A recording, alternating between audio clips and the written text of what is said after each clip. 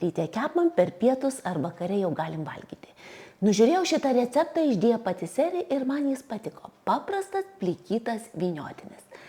Imam puodą, pilam vandens, pilam pieno, kiek ko tiksliai reikės, surašysiu prie filmuko aprašymę. Oi, nenukrenta sviestą. Dedam sviestą, dedam cukrų ir žiupsnelį druskos. Puodą dedam ant viryklės ir vos tik sviestas ištirpsta, skystis užverda, beriam miltus. Miltus suberti visus iš karto ir tada maišyti. Aš atsimatavau iš karto į miltus į joklį, kad žinočiau, kiek tiksliai man reikia. Visus persijoju ir plakimo šluotelę maišau.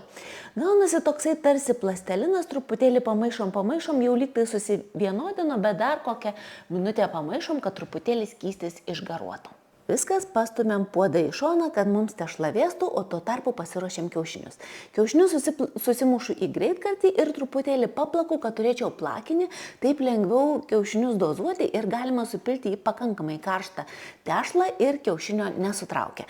Taigi paplaku ir pasiruošiu pilti. Nesupilu iš karto visų kiaušinių, pilu po truputėlį ir maišant, pamaišom, matom, kad jau kiaušiniai susivienodėjo, ta tešla tokia gaunasi kaip plastelinas, to lygiai vėl įpilam kiaušinio ir vėl paplakam.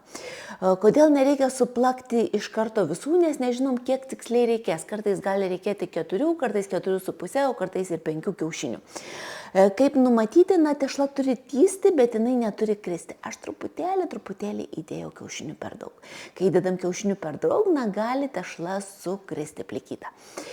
Kaip ją sudėti į konditerinį maišelį, nes formuosim konditerinį maišelį, tai visada aš užsidedu ant kažkokio indo konditerinį maišelį ir tada jau sukrapštau į jį, taip lengviausia pataikyti, nereikia daug. Išvalau puodą ir susiformuoju tą tešlą, pasiimu skardą, įsidedu kepimo popierių ir darau tokias dešreles. Ten kaip žiūrėjau, jinai buvo labiau įpratusi daryti, bet aš taip vis tiek paformavau ir visai gerai gavosi. Taigi gausis ir tiems, kurie bandysit pirmą kartą. Kepam 25 minutės 200 laipsnių orkaitėje ir jokių būdų neatidarinėjam. Padedam, kad atvėstų ir kantriai laukiam. Kai atvės, pradedam ruoštis kremą.